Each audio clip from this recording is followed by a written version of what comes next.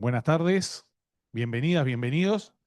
Eh, para los que no me conocen, Ricardo Lema es mi nombre, soy decano de Derecho y Artes Liberales aquí en la Universidad Católica y además integro el Consejo de Administración de Astur, o sea que para nosotros también es una alegría recibir otra actividad de Astur, como ya nos venimos acostumbrando desde hace algún tiempo.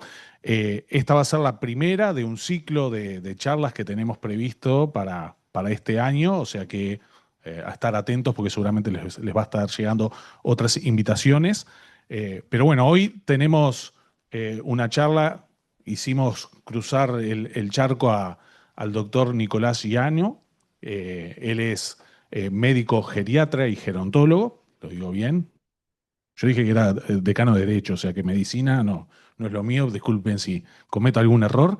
Eh, pero bueno, él ha sido un especialista y sobre todo en el último tiempo se ha dedicado mucho a acompañar a las familias en este proceso de acompañar y cuidar a su vez de las personas mayores, que yo me atrevo a decir que en realidad no es algo nuevo, es algo que seguramente históricamente ha sucedido. Quizá lo nuevo es que hoy las dinámicas familiares plantean desafíos que no son los mismos que antaño. No sé si estoy spoileando algo de lo que va a hablar el doctor, pero, pero bien, creo que ahí hay como algo que lo vemos como todo un desafío y que seguramente a muchos de nosotros nos está pasando en este momento. Y bueno, la conferencia de quién cuida al cuidador, en este caso los cuidadores. También nos acompaña Verónica Alaimo, eh, es especialista en protección social y mercados laborales del BID, el BID que mucho viene acompañando todo lo que es la propuesta de Astur. Y bueno, a ella le pedimos que sea un poco la que dialogue con el panelista. Y tenemos una silla acá vacía porque siempre al final molestamos al doctor Iglesias para que haga un cierre, pero por ahora quiere disfrutar de la charla y lo hacemos subir después. Así que los dejo. Hola, ¿qué tal? ¿Cómo están? Bueno, muy bien, perfecto. Arrancamos entonces. Bueno, esto es una charla que, digamos, no está dirigida a la persona invisible, básicamente, que normalmente suele ser el cuidador, porque uno siempre se fija en el paciente, ¿no? Y muchas veces el tema es, bueno, ¿y quién está cuidando a ese paciente? ¿Cómo está esa persona, ¿no? Recién charlaba de que en mis consultas habitualmente yo veo un 80% al paciente propiamente dicho y un 20% es, y vos como cuidador que lo estás acompañando, ¿cómo te sentís? ¿Cómo estás? Entonces, básicamente esta es una conversación necesaria y que tenemos que darnos, así que de eso vamos a charlar. Como dijeron recién perfectamente, soy el doctor Nicolás Giano, soy médico geriatra, gerontólogo, especialista en adultos mayores. Hace ya casi 20 años que estoy en este tema. Y bueno, nada, vamos a compartir un ratito de charlas y reflexiones, básicamente. Antes de empezar, ¿reconocen alguna de estas situaciones ustedes que les hayan pasado, que sepan? Algunos de ustedes están cuidando a un familiar en este momento, por allá, sí, recién charlamos. Algunas personas trabajan como cuidador profesional también. U otras también conocen a alguien que está cuidando a otra persona, ¿no? Siempre hay alguien que está en esa situación. Entonces, bueno, esta charla es para ustedes. Lo que vamos a recorrer juntos en estos momentos básicamente es, primero, el cuidador invisible, ¿no? ¿Quién es y cómo llega? ¿Sí? Porque muchas veces no es elegido el tema, medio a veces como que llega, no sé si impuesto, pero llega sin mucha elección. Después el desgaste silencioso que tiene el cuidador. Eh, ¿Por qué cuidar al cuidador? ¿Por qué es necesario cuidar al cuidador? ¿Qué podemos hacer entre todos? ¿Y qué podemos construir entre la comunidad? ¿No? Eso es lo más importante. El cuidador casi siempre es invisible, porque en general uno tiene el foco puesto en el paciente normalmente, y entonces uno como médico geriatra trata de comprimir la enfermedad para los últimos años de vida. Entonces, la idea es justamente tratar de dejarlo libre de enfermedad lo más que se pueda o con una enfermedad controlada hasta los últimos años de vida. Lógicamente, no podemos ir muchas veces contra la naturaleza, ¿no? Eso no se puede hacer, pero la idea es tratar desde la medicina de dejarlo libre de enfermedades y con la mayor autonomía posible. Entonces, vamos a hablar del cuidador, el cuidador invisible. ¿Quién es y cómo llegó a ser cuidador, ¿no es cierto? Bueno, cuidadores, y yo diría casi 80% cuidadoras, ¿no? Acá tenemos bastantes chicas. Generalmente es la hija que va todos los días a la casa de la mamá, es la esposa que acompaña a su pareja desde hace años. Hace un ratito charlábamos con que en realidad también es el esposo que cuida a la esposa. Son más contados esos. Es el cuidador domiciliario profesional que a veces que carga el peso del cuidado e incluso a veces tiene que tomar decisiones que no le competen a él como cuidador profesional, sino que le competen a la familia. Es el hijo que no sabe cómo ayudar, pero igual está. Y es la vecina que nadie la llamó, pero a veces se mete y bueno, si sirve para ayudar, también es bienvenida. Eh, entonces, generalmente el cuidador raramente elige ser cuidador, sino que a veces es lo que le toca o cómo se fue dando la cuestión. ¿Cómo se llega a ser cuidador? En general es algo gradual, no es algo de un día para el otro.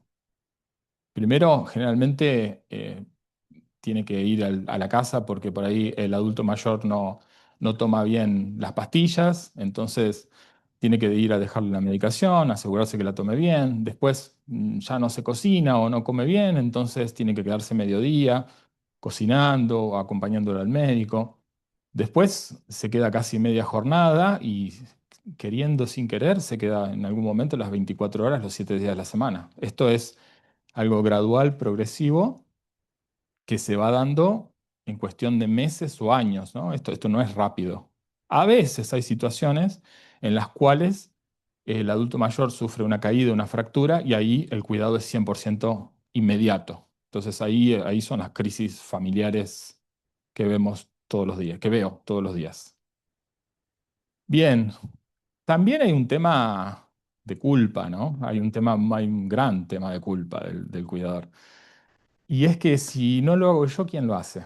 ¿No? Entonces, en la mayoría de las familias, la tarea recae muchas veces en hijas y esposas, lo digo en femenino, porque no siempre, no es porque sean las únicas que están disponibles, sino que a veces hay un mandato social que nunca se discutió ni que nadie repartió.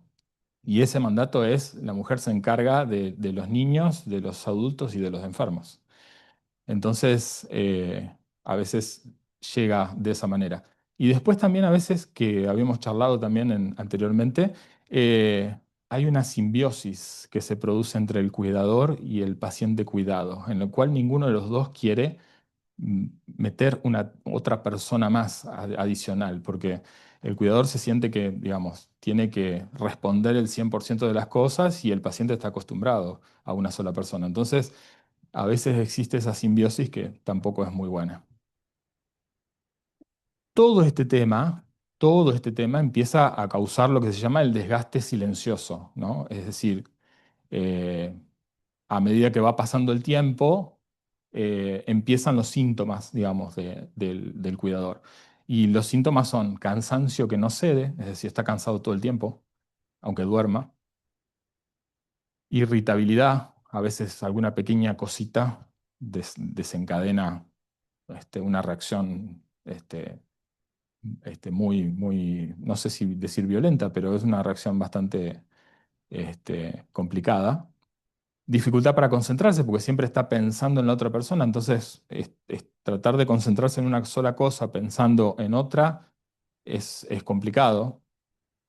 A veces se presenta también tristeza, una tristeza persistente que no llega a depresión, digamos, pero digamos, es una tristeza en la cual justamente no tiene nombre y no tiene explicación, pero viene de la mano de la culpa al descansar, pues supuestamente el cuidador tiene que poder con todo, y del aislamiento social del cuidador.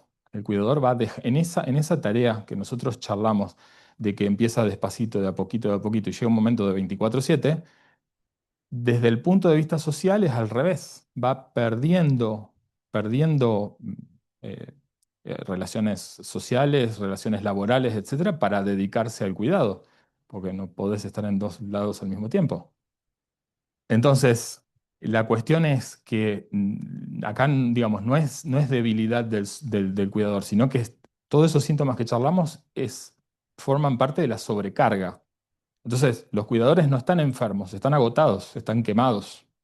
Y muchas veces ni siquiera ellos mismos se dan cuenta de que están en esa situación y llegan a la consulta súper quemados. Entonces, el agotamiento del cuidador también hace que, digamos, que la calidad del cuidado no sea buena tampoco, ¿no? Porque llega un momento que esa calidad no es para nada buena. La pregunta, y para habilitar un poquito el intercambio, es si ustedes, veo que algunos decían que sí, si se sintieron identificados con alguna de estas señales o si conocen a alguien que le pasa eso, ¿no? No sé si querés consultar o preguntar algo o alguien quiere preguntar algo. ¿Alguien se anima a Hacemos hablar? una... Están así. Es Y, dificilísimo encontrar gente que no quiere residencial. seguro. ¿Y cómo empezó Y esto y empezó cómo terminó? ¿Cómo estás ahora? tenía 80, 80 y algo. Y ahí Ajá. empezó a perder. Ay, no. Sí, Se también escucha es la igual. primera vez, pero bueno. Una aclaración porque se está grabando en video y si no, no sale la voz. Perfecto, muchas gracias. Nada, empezó con una fractura de cadera cuando tenía 81 Claro, y ahí fue manteniendo, o sea, evidentemente hubo un crack, porque hasta ese momento, ella hacía como 30 años que estaba jubilada, tenía una actividad fantástica y bueno, y ahí vino, bueno, y ahí las cosas se fueron llevando y de su cabeza, eso se recuperó y su cabeza fue marchando. Pero evidentemente con el pasar de los años, las cosas se fueron complicando. Y bueno, yo hace unos cuantos años que me siento quemada, claro. entonces, y no encontrás ni para ella ni para uno un apoyo, por más que vayas al médico, por más que lo comentes, por más que lo hables, porque lo que te dicen es, no, bueno, llévalo a un residencial. Claro. No, señora, no es la solución para mí. Hay una escalerita de cuidados. Hay una Lo escalerita sé.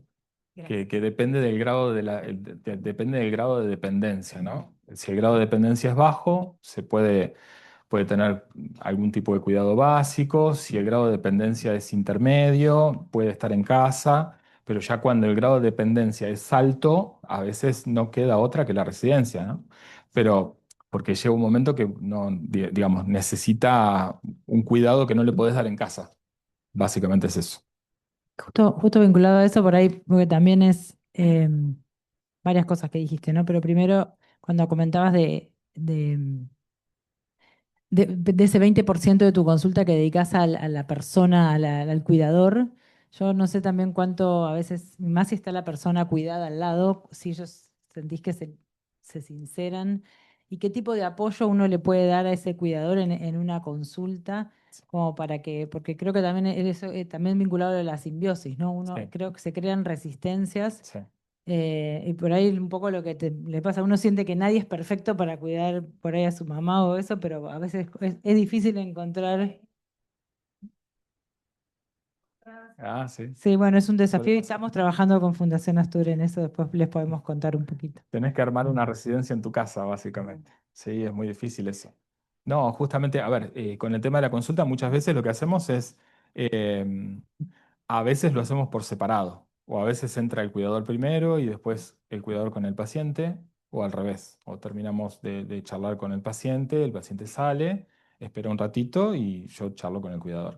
Pero, digamos, la la dinámica con el cuidador siempre es importante porque, digamos, hay que saber dónde estás parado, porque indirectamente, viendo cómo está el cuidador, sabes cómo está cuidando a la persona. ¿Entendés? Entonces, si me dicen no doy más, no consigo a nadie, no sé qué hacer, etcétera, es un tema que, bueno, ahora en algunas diapositivas que siguen vamos a charlar un poquito algo de ayuda que se puede llegar a buscar. No sé si hay algo más que quieras. Sí, está bien. Ahora dale. ¿Sigo? Sí. Bueno, no sé, ¿alguien más del público que quiera? No. Bueno, muy bien. Bueno, cuidar al cuidador no es un lujo, es una necesidad.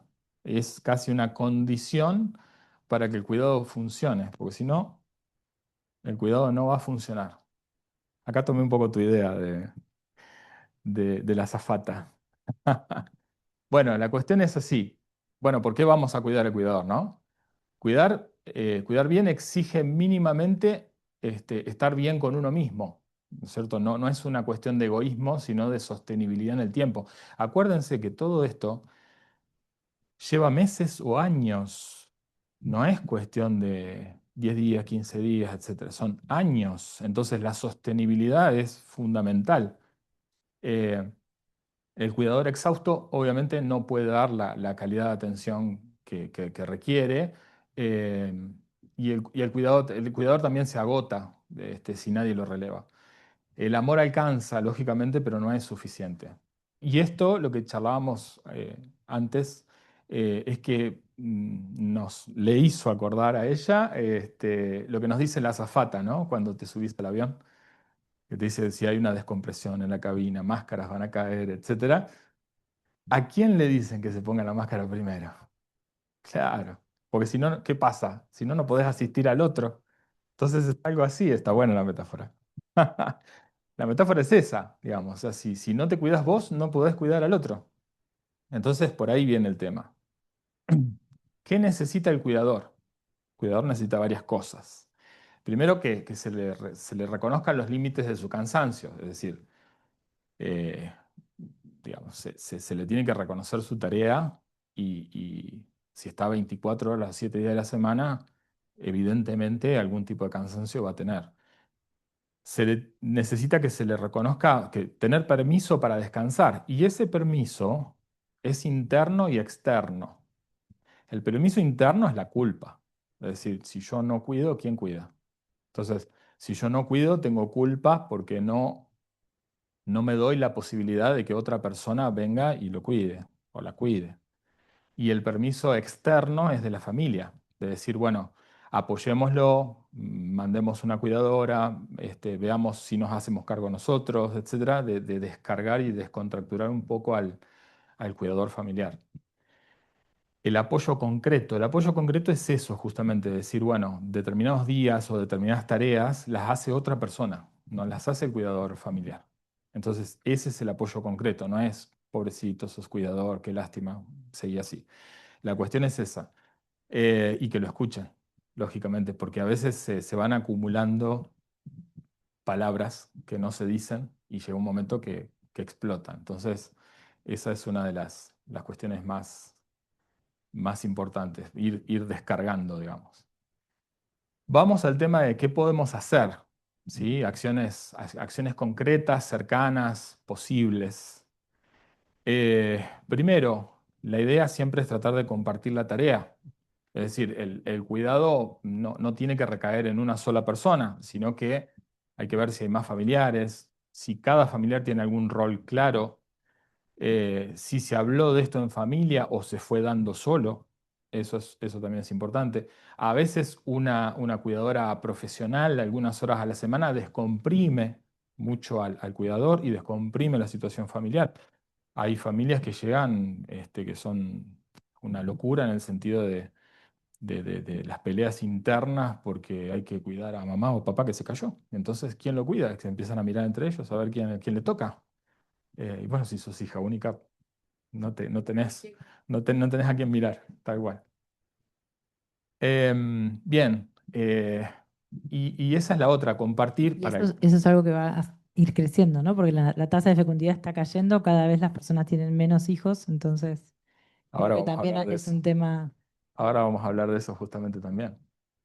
Y con un tema también de culpa, ¿no? Compartir esa tarea no es abandonar, porque también el cuidador es como que siente que si no está él, no hay nadie en el mundo, en el universo. Entonces, compartir no es abandonar, es poder sostener a largo plazo. Esa es la cuestión.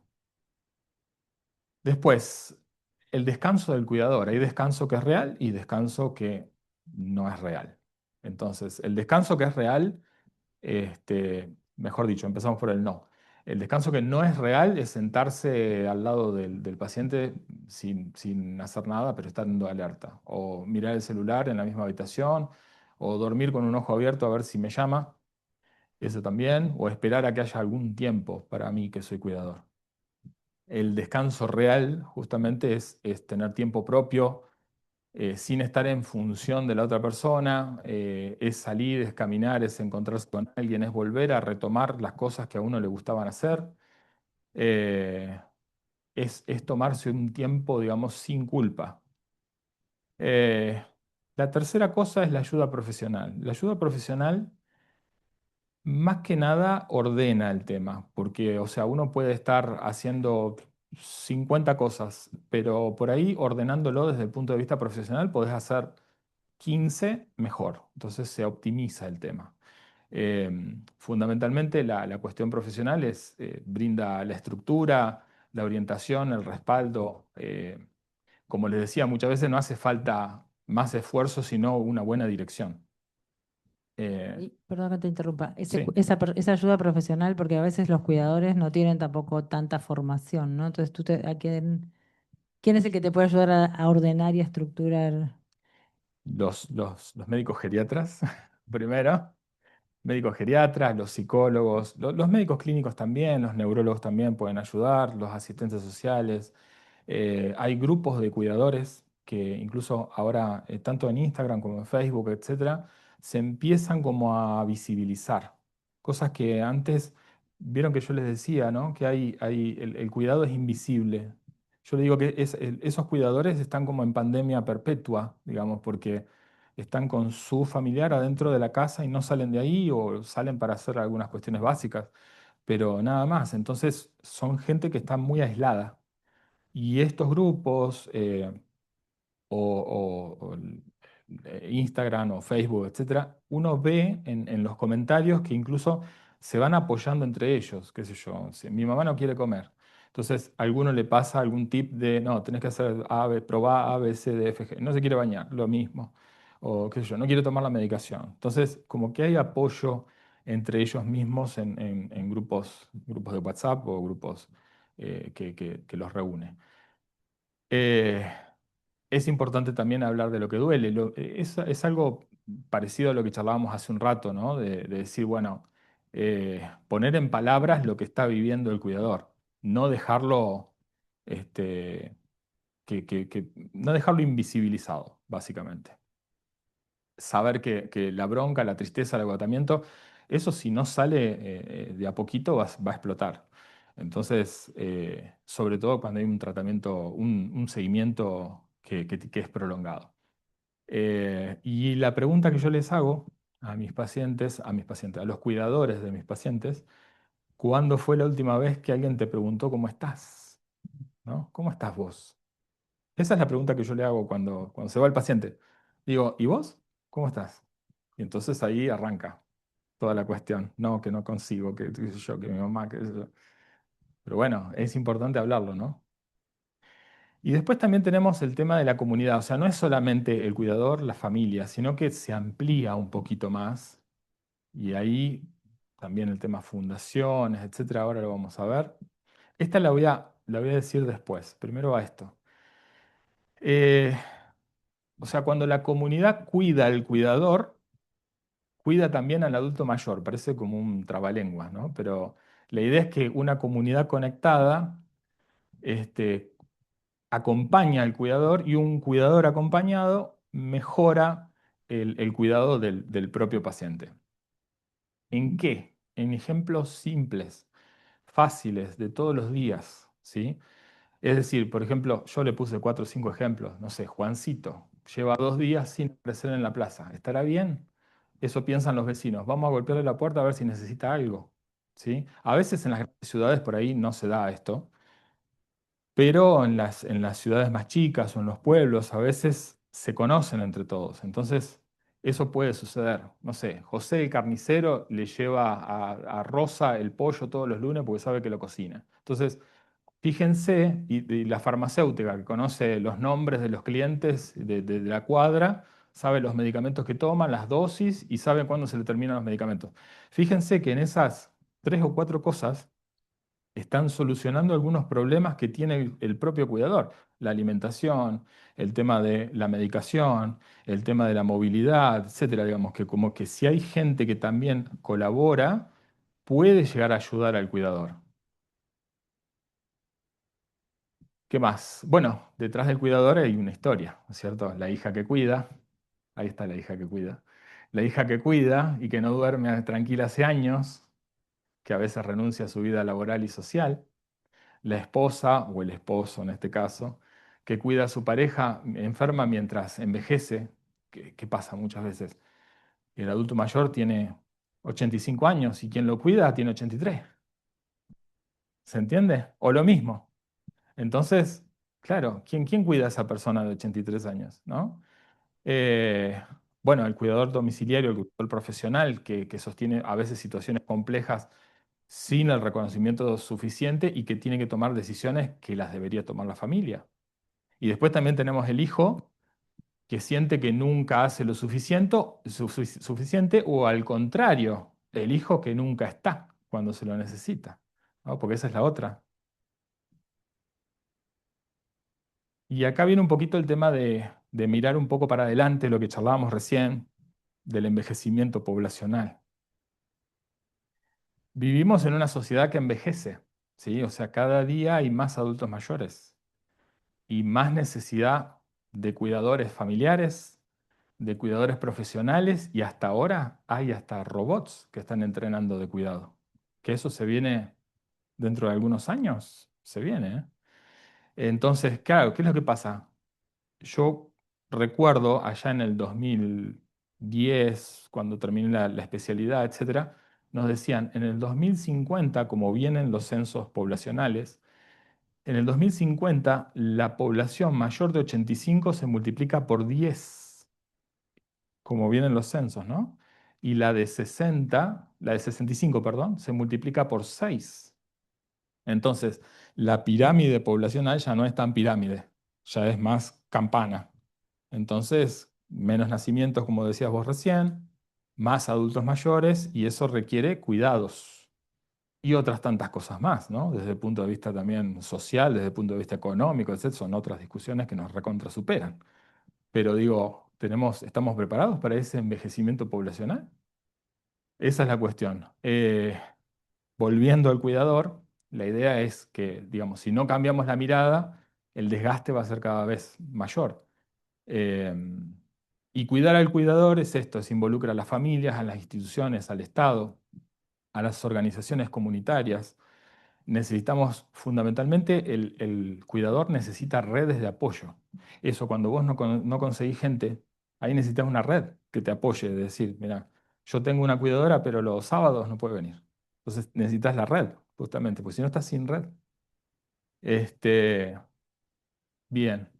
Nada, sobre todo más apoyo, más formación del cuidador familiar y más conversación pública, porque no se habla mucho del cuidador familiar tampoco.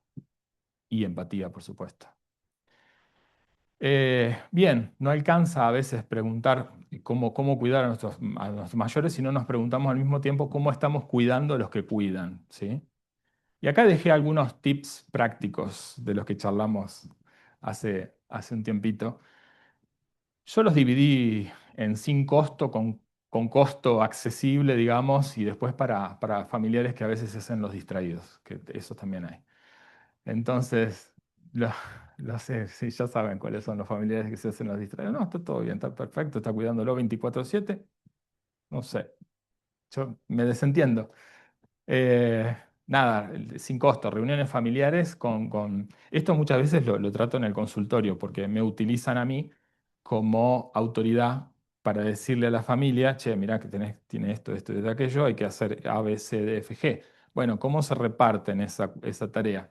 Bueno, vos haces aquello, vos haces aquello, Entonces, esa también es una forma de repartir un poco de tareas y que no esté el cuidador 100% para todo el tiempo, ¿no? O sea, reuniones familiares con planteamiento de los objetivos, reparto de las tareas, con nombre por escrito y asignado, ¿sí?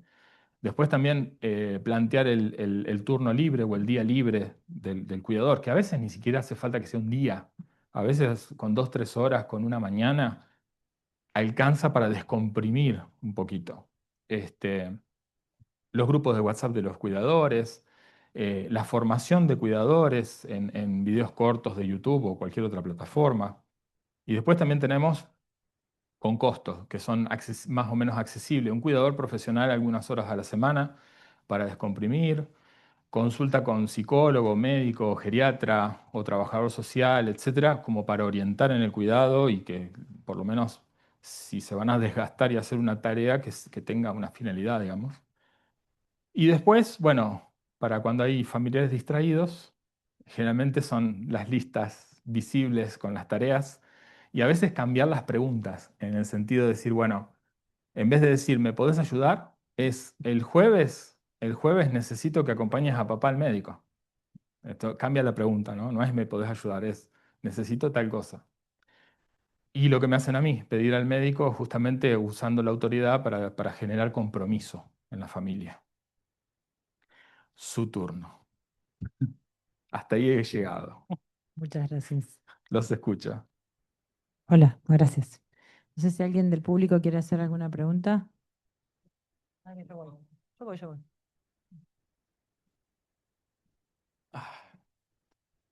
A ver, una pregunta, Nicolás, porque el caso, los ejemplos que tú das están en general referidos a el cuidado domiciliario por parte de familiares o cuidadores profesionales. Ujú. ¿Cómo observan ustedes el tema de todos estos problemas de quemarse o de cansancio y todo a nivel de los geriátricos? Acá se llama residenciales, a diferencia de Argentina. ¿Cómo ven eso? ¿Cómo instituciones como estas, cómo están manejando ese tema? ¿Lo están manejando adecuadamente o contratar un cuidador por 12 horas es más barato que uno de 8 horas seguramente? Entonces, En cuanto a ver, tenemos de todo, como acá, que ya vine charlando por ahí con algunas de las chicas, y hay de todo, en lo que son geriátricos o instituciones de internación de larga estancia, hay de todo. Hay desde depósitos hasta hoteles 5 estrellas, básicamente. Entonces, lo que se ajuste a tu presupuesto es lo que podés conseguir. En general, depende mucho del tipo de asistencia que se necesite. En general, un adulto mayor que tiene... Enrique, por favor. Ya va a tener igual la palabra. En general, digamos, desde el punto de vista médico, nosotros lo que hacemos es dividir la cuestión de la autonomía. Ahí está. La cuestión de la autonomía. Ahí está. Uno ve desde autonomía completa hasta dependencia completa. En general, eso es lo que determina si va o no a una residencia. En general, uno trata de prolongar lo más que se pueda que el adulto mayor se quede en su casa, hasta cierto punto. Hay momentos que no se puede. Entonces, digamos, yo no demonizo en absoluto las residencias de larga estancia porque son necesarias. Lo que hay que ver es cómo tratan al adulto mayor o cuáles son las características que tiene la residencia de larga estancia. Entonces, básicamente algunos tips muy, muy, muy básicos son pregunten qué cantidad de cuidadoras profesionales hay por cuántos residentes. En general, el número ideal sería 15, es decir, 15 residentes por una cuidadora. ¿Qué es lo que pasa en la realidad? Suelen ser 20, 30. etcétera. También depende del grado de dependencia. Si son autónomos completos, bueno, sí, pueden tener más cantidad. Pero si son dependientes completos, no pueden tener 30, porque no los pueden manejar. El tema de cambios de pañal. Entonces uno empieza a ver cuestiones de calidad. Por ejemplo, escaras, la generación de escaras, si las hay, es un problema de calidad, porque eso significa que no hay suficiente cambio del paciente o que los dejan en la misma posición todo el tiempo. Y eso genera escaras. Entonces, son pequeñas cositas de calidad. ¿Y qué más? Y después, bueno, una cosa un poco graciosa, cuando veníamos charlando en el auto hoy, el olor. Si ustedes entran y sienten olor a pis, media vuelta y se van. Básicamente, son pequeñas cositas que uno, digamos, uno se da cuenta más allá de la cuestión hotelería y etcétera que les pueden vender, digamos. Pero sí, hay de todo. Allá lo que tenemos que está relativamente bien, no sé cómo se manejan acá, es el tema del famoso CUD, que es el certificado de discapacidad. En general, por lo menos en lo que es la ciudad de Buenos Aires y algunos municipios alrededor, cuando el adulto mayor tiene alguna dependencia, sobre todo algún problema neurológico, alguna demencia o alguna cuestión de esas, se suele tramitar el certificado de discapacidad, lo cual hace que una vez que tiene el certificado de discapacidad, la obra social o la prepaga ya deba cubrir el 100% de toda la prestación. En general, no, acá no. Allá es difícil, pero se hace, se hace. Yo tengo varios pacientes que lo hicieron, que lo hicieron. Sí, Todavía, gracias a Dios, en un nivel tan alto de dependencia, ok, pero a mí lo que me está costando un montón es darme cuenta qué es lo que está pudiendo o no pudiendo, ok, porque hay momentos que tiene como comportamientos contradictorios. Hay mira. momentos que parece que todo estuviera perfecto y Ujú, hay momentos que sus reacciones, sus actitudes o tal mm, mm, no me cierra, yo qué sé. No le pone jabón a lavarropas, por ejemplo. Vos decís, sí, ¿pero qué es esto? sí, está bien.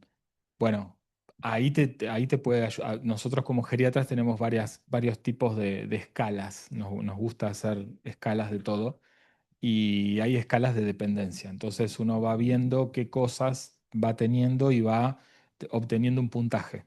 Lo mismo con el tema de la memoria. Hay test de memoria que son muchísimo más profundos, pero hay test de memoria que se hacen en el propio consultorio, que es el Mini Mental Test, es uno de los más habituales, o el famoso test del reloj, ese también se hace en el consultorio y detecta rápido si hay algún trastorno de memoria o no. Eso está bueno. Y entonces, con esa escala, uno puede ir viendo, a ver, qué grado de dependencia tiene y ir macheando con, puede seguir en casa, tengo que buscar una residencia, puedo conseguir una persona, etcétera, porque eso también va variando en el tiempo.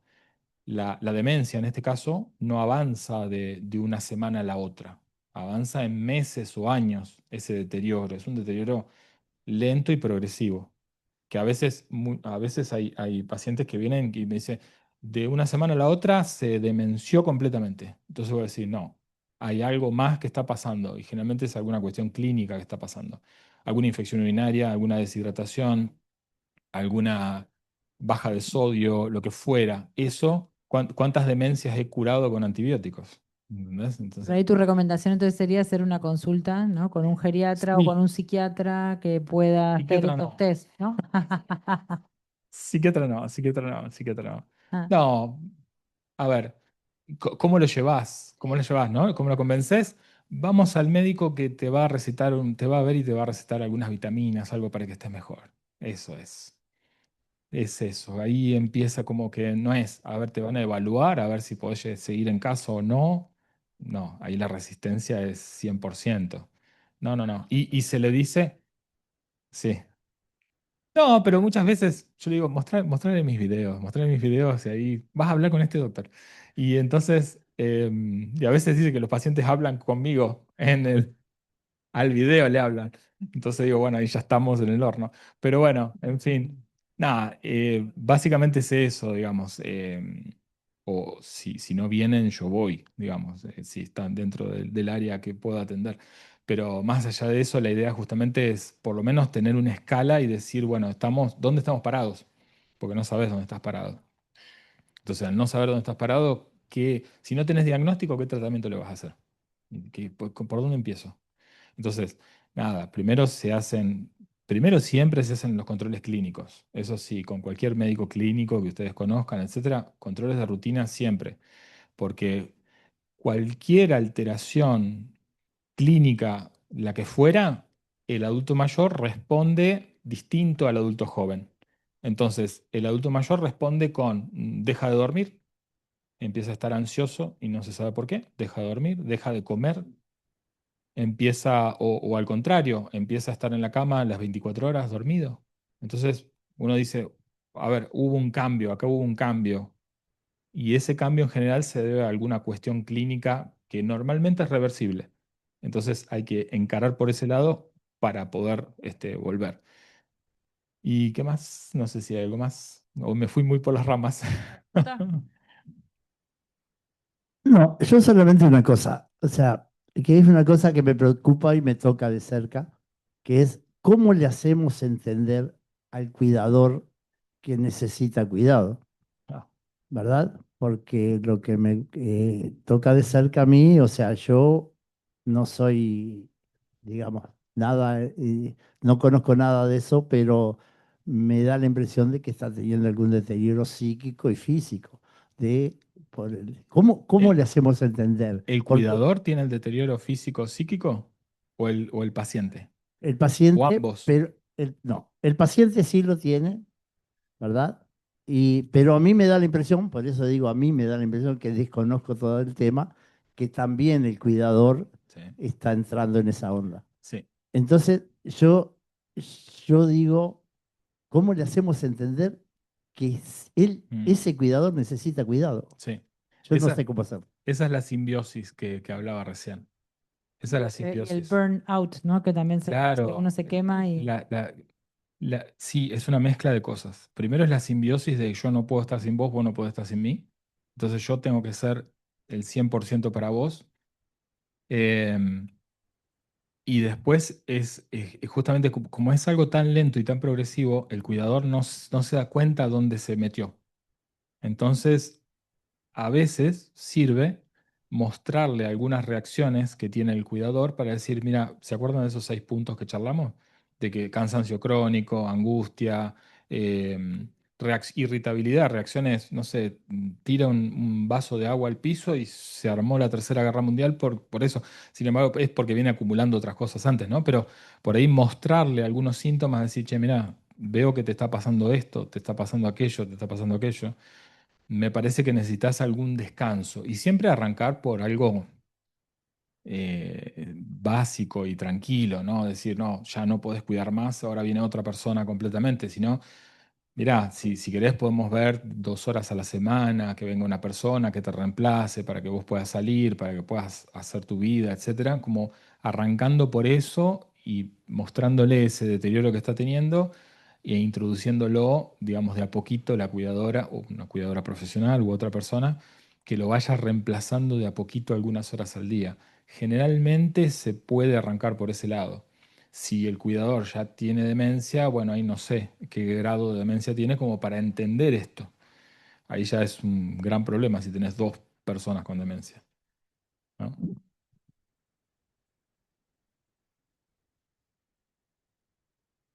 Buenas tardes. Justo cuando yo había notado por aquí la pregunta, yo trabajo en una institución pública, en la Intendencia de Montevideo, justo en la Secretaría de las Personas Mayores. Y gran desafío, y por eso quería si tú te pudieras desplayar un poquito, cuando justamente, porque nos está pasando, en que los cuidadores o cuidadoras son personas mayores, que tú lo dijiste al pasar, y cuidan a otras personas mayores. Y se está generando este tema de este desgaste y que lleva al conflicto. Y ese conflicto lleva a la violencia. Entonces quería que te pudieras, porque nosotros justamente, esto es como, no lo vamos a decir a diario, pero es una consulta que tenemos constante y Sí. tampoco tenemos redes y lugares como para poder derivar. Gracias. Gracias. Eso es lo que falta, justamente. Esas personas son esposas, esposos, claro. Lo que pasa es que ahí primero tenés un tema cultural. Ese es un tema cultural y más de gente de la edad que estamos charlando. Es un tema cultural de yo me casé para toda la vida y me pasa lo que me pasa, lo que te pasa a vos. ¿Cómo? Ese mandato, lo que te pasa a vos me pasa a mí. En la salud y en la enfermedad, eso es a rajatabla. Entonces, hasta que la muerte nos separe. Entonces, esa es la cuestión. Muchas veces ya es una cuestión cultural que es bastante difícil de manejar. Primero, las cuestiones culturales son re difíciles de manejar. Es lo que charlábamos recién con las cuidadoras mujeres. ¿Cómo manejas el tema cultural del que sea cuidador varón? ¿Cómo lo haces? Es muy difícil de romper eso. Y la segunda cuestión es eso, generar redes. Porque la única forma que tiene esa esposa, ese esposo que está cuidando, que tiene más o menos la misma edad que el paciente, es poder descargar el cuidado en alguien, en alguna institución, en algún cuidador, en quien sea, como para poder respirar un poco, para poder descansar. ¿Entendés? Entonces, eh, eso es parte de esta discusión. Primero, visibilizarlos, porque por ahí es lo que te pasa a vos. Te lo encontrás solamente específicamente en tu rubro cuando los ves y después eso como que no se habla mucho. Y esos cuidadores que te llegan son cuidadores que ya están quemados. Muchas veces, muchas familias aguantan, aguantan, aguantan, aguantan, aguantan, aguantan, y ya llegan cuando hay un problema de violencia, por ejemplo. Entonces, claro, ya está, la ayuda tendría que haber sido hace 2 años atrás. Y llegan recontra quemados y no hay una red de contención. Bueno, la cuestión es, habría que ver la forma de detectar eso con mayor anticipación eh, y de tener algún tipo de respuesta cuando eso sucede, ¿no? No tengo yo la respuesta a eso, pero quiero decir, hay que, digamos, tener como algún diagnóstico preventivo de alguna forma, o, no sé, a gente de determinada edad, bueno, algún asistente social que se dé alguna vueltita 2 veces por año para ver cómo está la cuestión familiar. Y si detecta algo, bueno, empezar a sugerir algún tipo de asistencia para que no llegue a ese límite, porque si no llegan quemados. Y cuando están quemados es difícil de manejar todo. Ujú. Y ahí vinculado justamente un poco a lo que ella decía y lo que tú decías del tema comunitario, ¿no? Creo que tal vez eh, las fundaciones, incluso los gobiernos más locales, son los que están más próximos a tal vez generar cierta información y cierta comunidad, Sí. ¿no? A través de centros comunitarios, los CREA, los centros que tiene, que promociona Fundación Astur, ¿no? Yo creo que, o sea, lugares donde se pueden que puede ir no solo el adulto mayor, sino también la persona cuidada y empezar a tener actividades, tal vez, pensar no solo en las actividades para la persona cuidada, sino también para el cuidador, ¿no? Sí, es que en general, claro, digamos, si uno piensa en las actividades para la persona cuidada, son actividades de mantenimiento físico, de la fuerza, del movimiento, de la agilidad mental, de la sociabilización. Esas son las actividades para el paciente, propiamente dicho. Y las actividades para el cuidador son otras, digamos, es la contención, es cómo actúo si pasa algo, cómo actúo si no se quiere bañar, cómo actúo si no come, cómo actúo si no quiere tomar la medicación, etcétera, etcétera. Digamos, son cosas que, ¿cuáles son, digamos, los criterios de alarma? Es decir, ¿qué tengo que mirar si lo veo distinto, si pasa algo? ¿Es algo grave? ¿No es algo grave? Digamos, es más formación del cuidador que otra cosa para que sepa actuar ante o que tenga el famoso ojo clínico de decir acá está pasando algo raro, no importa que haga el diagnóstico o no haga el diagnóstico, simplemente tener el ojo clínico de decir no lo veo igual que siempre, algo raro hay. Entonces tener la alarma de decir acá pasa algo raro, voy a tal lado o lo llevo a tal lado para que evalúen. Por eso digo, son como dos cuestiones distintas que se unen en algún momento, pero para uno van ciertas tareas y ciertas cosas y para el otro van otras distintas. Entonces, justamente es eso, tratar de articular ambas. Si la fundación, no conozco la fundación, pero digo, si lo hacen es genial, porque eso se necesita absolutamente. Ujú. Bueno, capaz que ustedes pueden hablar más, pero sí, además, en un proyecto que tenemos en conjunto del BID y la Fundación Astur, estamos desarrollando un curso de formación para cuidadores, más Perdón. No, que estamos trabajando con la Fundación Estur y el BID en un proyecto para generar un curso para mejorar las capacidades de los formadores, de los cuidadores, ¿no? En general pensando en los cuidadores profesionales, pero también creo que con un poco lo que creo que tu mirada es cómo ayudamos, cómo formamos a los cuidadores familiares, cómo les damos herramientas para que también ellos se puedan organizar mejor sus actividades de cuidado y cómo también ellos mismos detectar, ¿sabes qué? Necesito ayuda, no puedo dejar de ir a mis controles anuales médicos Sí. porque no puedo dejar a mi mamá 2 horas para ir al médico, Sí. o para ir al cine, para ir a tomar un café con una amiga.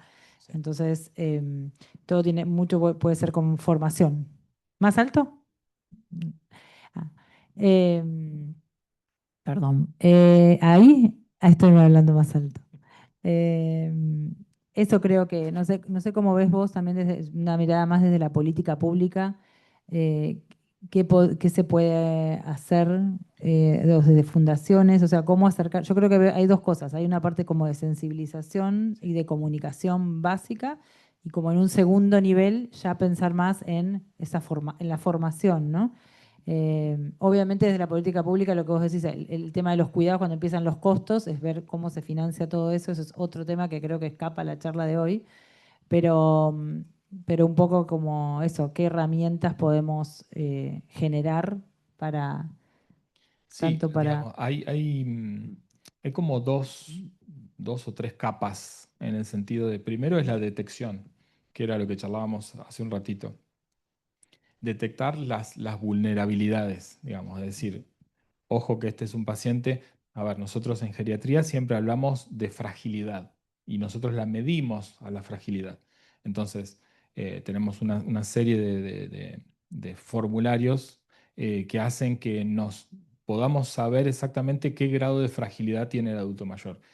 Según ese diagnóstico podemos sugerir determinados tratamientos o determinados seguimientos. Entonces, primero esa parte de diagnóstico y de sensibilización para que la gente sepa qué es lo que tiene que hacer. Y después, en cuanto a lo que es formación, me parece que son dos capas bastante diferentes. La primera es el cuidador familiar, que generalmente es el primero que está ahí al pie del cañón, digamos, cuando sucede algo. Esa es tal vez se tendría que apuntar inicialmente al cuidador familiar, para asistirlo, para ayudarlo, para darle herramientas, cuidador familiar. Y después viene el cuidador profesional, por llamarlo de alguna manera. Ojo, que muchas veces, lo que yo he visto de hace muchos años, que es quien se inscribe para ser cuidador profesional, a veces son personas que no tienen mucha formación, entonces lo hacen como una changa o lo hacen como algo adicional a un trabajo eventual que le puede llegar a salir. Entonces, es muy difícil conseguir cuidadores profesionales comprometidos, que era lo que le pasaba a ella, ¿no? En el sentido de que conseguiste por ahí, tuviste la suerte de conseguir una persona, pero después esa persona no puede estar 24/7 porque se te quema. Entonces, claro, para 24/7 necesitas entre 2 y 3 personas que se vayan turnando 24/24, 48/48, etcétera, para poder cuidar. Entonces, armar ese equipo en el domicilio a veces es imposible, porque justamente a veces no está el compromiso de decir, bueno, yo soy cuidador profesional y me dedico a esto. Exactamente. Entonces, quien va es alguien que hizo un curso y si acá está, o no, o no, o no, o no. Bueno, los residenciales, por eso, los residenciales tienen el mismo problema que vos. Por eso digo, exactamente, formar a un cuidador es difícil. Entonces, tal vez los residenciales tengan otras posibilidades. En general, uno puede ir en la escalerita, digamos, de formación profesional, ya no a un cuidador, sino que podés pasar a un asistente de enfermería o un enfermero. Ahí ya es otra cosa. Pero también los costos son otra cosa. ¿Entendés? Entonces, sí. Ajá, La llevé ahí para la recepción, la saqué más muerta que viva. ajá, Estaban pagando en aquel entonces $5.000 por mes claro, y sigue siendo un desastre. claro. ¿Ah? Que es Así un que instituto como de rehabilitación o algo así. Ok, claro. Sí, bueno, claro, claro, claro. Bueno, muchas gracias. Creo que vamos a ir terminando. No sé si querés hacer un resumen, si nos queremos llevar tres mensajes. Tres mensajes. Bueno, básicamente, primero visibilizar.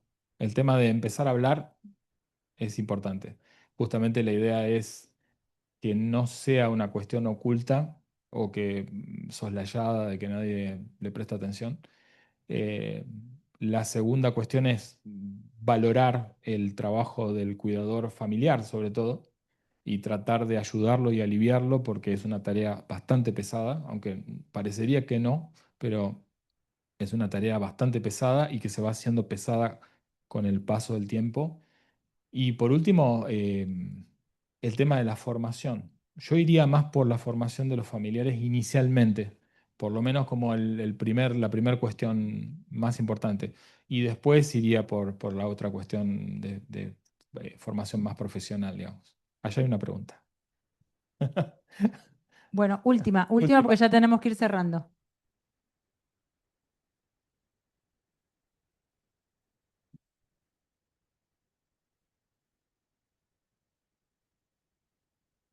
Buenas. Bueno, más que una pregunta es como de esto que estaban hablando, más que una pregunta es sobre movidas y movimientos que se están haciendo. Nosotras somos de la carrera de especialización en gerontopsicomotricidad y tenemos un grupo de apoyo a familiares de personas que viven con trastornos neurocognitivos, que creo que estos son los espacios y que está bueno que se promuevan y que otros lugares los puedan hacer porque son los espacios donde los familiares tienen para hablar, entrar, formarse, ¿no? Hacemos encuentros donde hablamos de la enfermedad, de los síntomas psicocomportamentales, de estrategias, pero también es un espacio donde pueden entrar y hablar del enojo que sienten, de cómo la ira, a veces no quieren ni siquiera convivir con sus familiares y la culpa que genera eso, los mandatos quizás no tuvieron el mejor vínculo, pero igual se están haciendo cargo de los cuidados.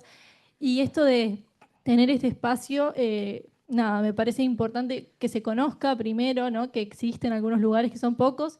Es un grupo abierto, es virtual, se puede conectar cualquier persona, que está funcionando hace tiempo y entre los propios familiares crearon un grupo de WhatsApp, se pasan sus contactos sobre todo, sobre cuidadores, sobre pañales, sobre dónde conseguir. Y ese grupo para ellos es tan importante. Entonces, bueno, contarles un poquito a ustedes también y para seguir moviendo la importancia de cuidar a los cuidadores. Muchas gracias, sí. Ahora, Quieren saber datos. Pasale datos. Deja los datos antes de irte. dale.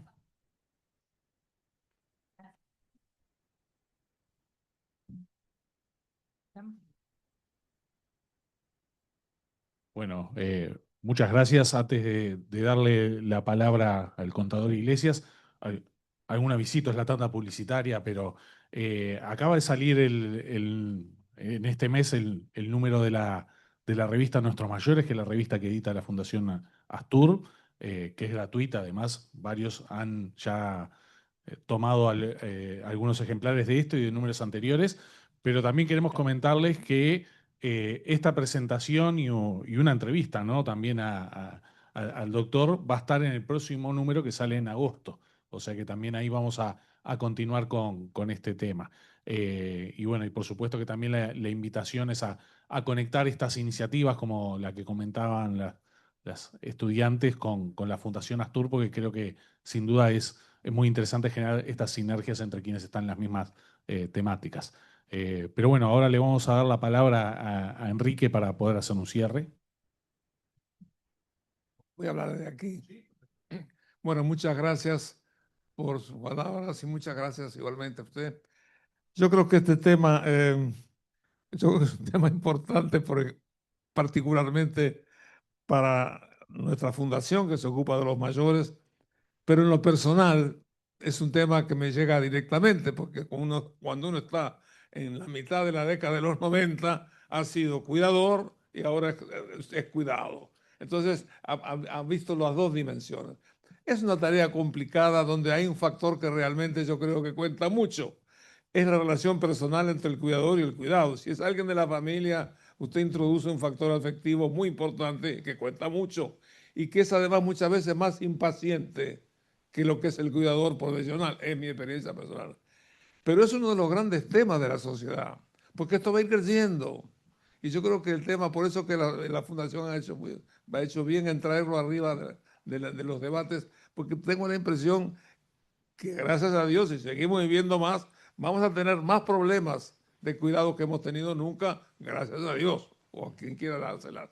Entonces, de alguna forma, este tema, la Fundación le agradece mucho esto, a ustedes les agradece, porque estamos tocando un tema de todos los días que todos tenemos o vamos a tener. Y con esto estamos cumpliendo con la función de la Fundación, que es alertar y aprender de la experiencia para hacer las cosas mejor. Muchas gracias. Gracias.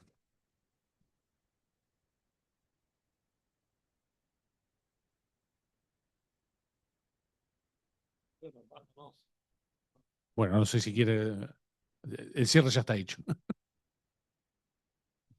Bueno, muchas gracias. Gracias a todos. por la Muchas presentación. gracias por venir.